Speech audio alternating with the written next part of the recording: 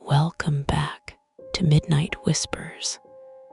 Don't forget to subscribe, turn off the lights, and let's step into something you can't unheard. I remember the first night the sound appeared. A faint distortion hidden deep inside a voice memo I'd recorded for work. A casual note that turned into the beginning of my unraveling. As I sat alone, replaying it over and over, wondering if my mind was breaking. Because somewhere beneath my calm explanation about deadlines, I heard something that didn't belong to any memory of that night. A sharp cry echoing like it came from inside the walls, and when I raised the volume, I realized it was me screaming, even though I had never screamed at all that evening. And suddenly, every breath in the room thickened, as if the air itself was listening back, the walls breathing with a rhythm that wasn't mine, the lights dimming the way they do before a storm. But there was no storm outside, only that strange digital wail repeating every time I pressed play. The same moment caught in a loop of terror that grew louder each time I convinced myself it couldn't be real. And yet it was there again.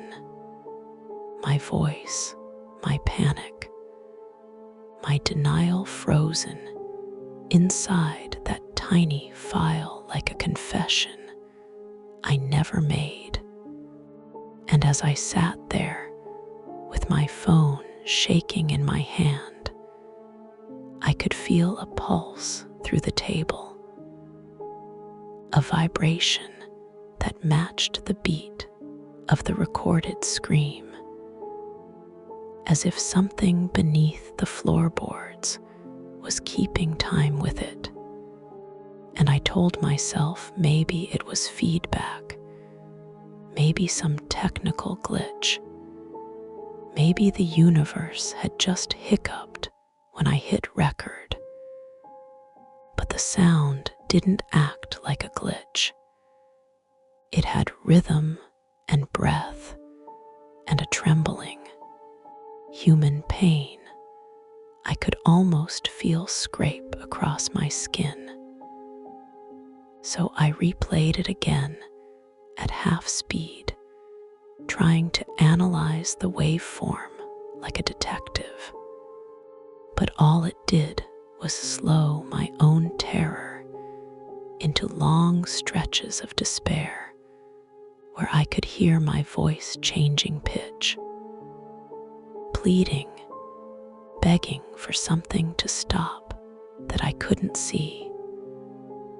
And I swear I heard words, fragments of sentences hidden inside the noise, things I would never say, things that didn't sound like me, but somehow were me, like another version speaking from a place I didn't know existed. And I wanted to delete it, to erase everything. But a small part of me needed to understand what could trap my voice like that, what could record pain I never lived. So I sat for hours with the lights off, listening, my reflection in the phone screen barely visible, but shaking as though it belonged to someone else. And in those hours, I felt time stretch thin, every creak of the apartment turning into a message, every hum of electricity a reminder that sound never truly dies. It just waits to be heard again. And maybe that's what the recording was. A memory I wasn't supposed to remember. A sound from a moment that hadn't happened yet. And as I kept staring into that glowing screen, watching the waveform rise and fall like a heartbeat, I realized I wasn't alone anymore. Not in the way you feel when someone enters a room, but in the way you feel when the room itself becomes aware of you. And I told myself I'd stop after one more play. But I didn't. I couldn't, because the scream had started to change tone, almost whispering under the surface, carrying my name inside it, bending it, breaking it, until I didn't recognize who was calling me anymore. And then the file ended. Silence flooded the room, but I could still hear faint breathing through the speakers, even though nothing was playing. And that's when I realized the recording might not be finished. Maybe it was waiting for me to make the next sound. And before I could stop myself, I whispered hello. And the silence answered back with a faint echo of my own voice, saying the same word a second later, softer, but perfectly timed. And I dropped the phone, the screen still glowing with the paused timestamp of my own scream frozen at 2:13 a.m., the exact moment I'd started listening. I didn't sleep that night. I just sat there with the phone face down on the table, while every sound in the apartment started to feel like it came from the recording instead of the world around me. And by sunrise, I was convinced I could still hear faint traces of my own breathing through the walls, perfectly in sync with mine, yet somehow delayed, like an echo trapped in a body that wasn't entirely my own. The next morning, I tried to pretend it had been exhaustion or some weird audio glitch. But when I opened the voice memo app, the file had changed names by itself. The title now read, "Listen Again." My hands went cold because I knew I hadn't renamed it. And the timestamp had moved ahead 3 minutes, even though I'd stopped it right at 2:13 a.m. Curiosity outweighed fear for a moment, and I hit play, expecting the same distorted scream.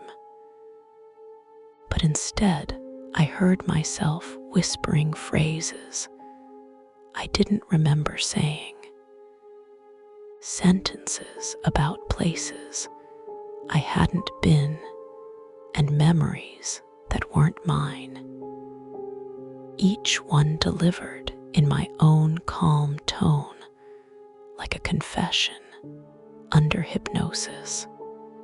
The longer I listened, the more I felt my own thoughts sinking with that voice. I started finishing its sentences out loud before it did.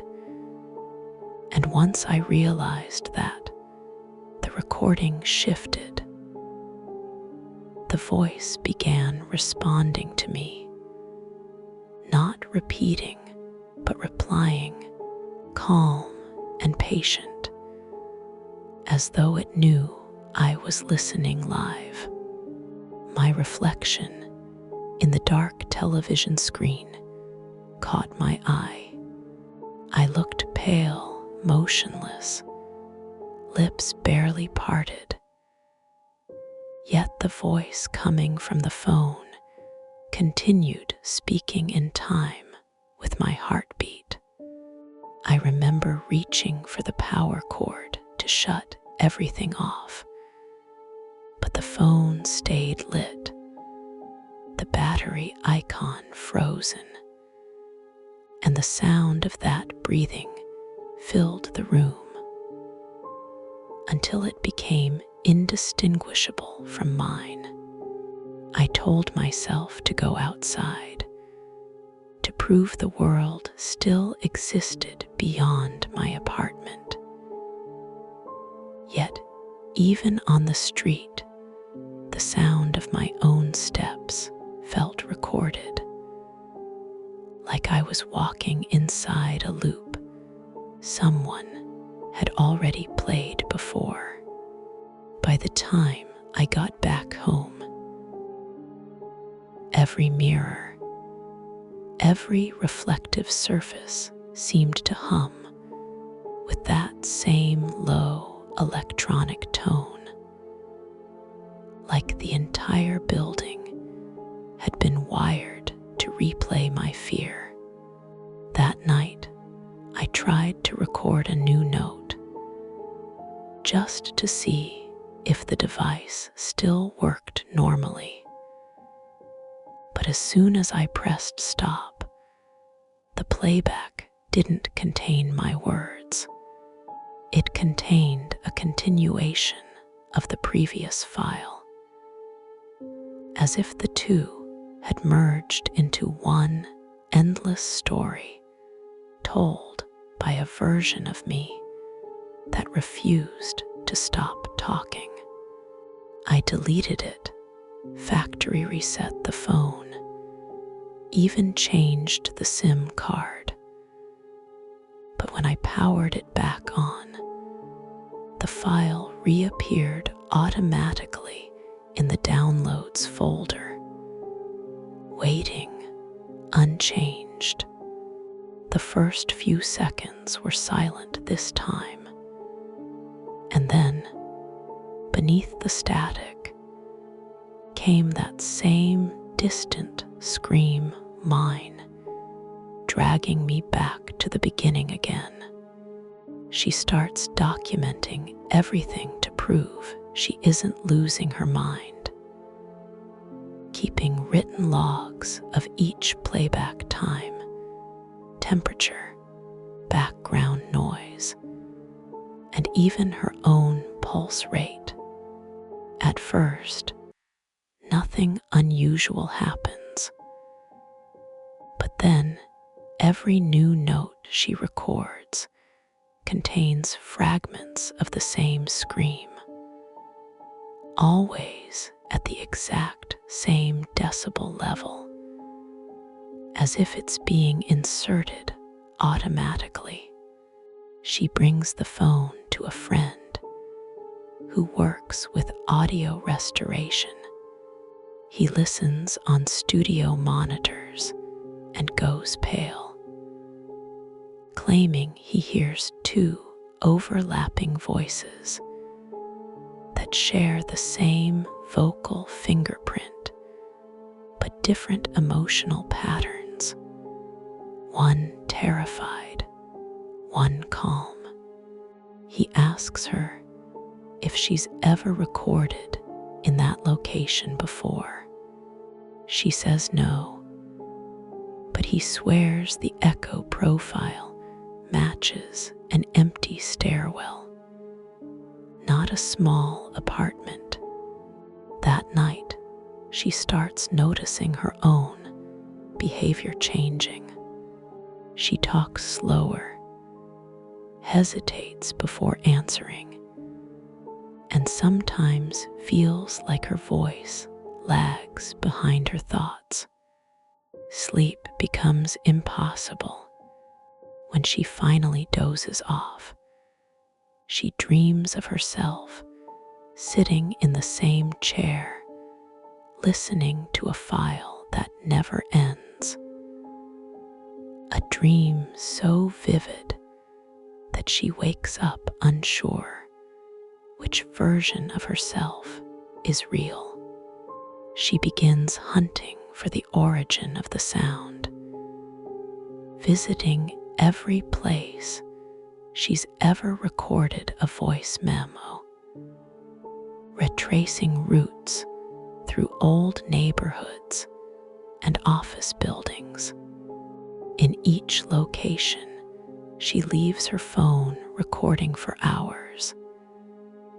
And every time she returns home, there's another hidden sound buried in the static, doors closing, faint sobs, even her own name stretched into mechanical tones. Her coworkers notice she's drifting away. She calls in sick, spends nights dissecting audio files, printing waveform graphs, and pinning them on her wall like a detective board. Eventually, she realizes the waveforms align perfectly. When layered, the end of one file becomes the beginning of another, forming a pattern that looks disturbingly like a human face when arranged correctly. The moment she overlays them, her computer freezes and the speakers emit a single distorted breath. After that, she can no longer stand silence. When the room goes quiet, she swears she can hear that breath behind her, just outside the range of comprehension. Convinced the recording is a psychological parasite, she seeks medical help. Therapists label it auditory hallucination, prescribe medication, and suggest digital detox. She follows instructions for a week: no electronics, no recordings. But during a therapy session, she hears her own scream faintly bleeding through the office intercom.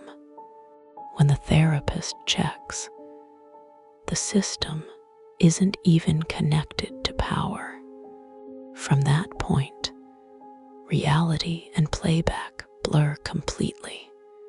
She begins hearing echoes of her movements before she makes them, like her life is being pre-recorded, and she's just catching up to the sound. Neighbors complain of strange noises at night. A woman arguing with herself, pleading, sometimes laughing. Security footage later shows her sitting motionless at her table for hours, staring at nothing, mouth moving silently as if syncing to an invisible track. One evening, she decides to confront whatever it is, setting up a final recording at 2:13 a.m., the original timestamp. She places the phone on the table, starts the recorder, and speaks calmly into the microphone. if you're me, finish what you started. For 20 minutes, there's only breathing. Then a sudden scream fills the apartment loud enough for neighbors to call the police. When officers arrive, the place is dark, the phone still recording, and the only sound captured afterward is the faint click of the front door closing.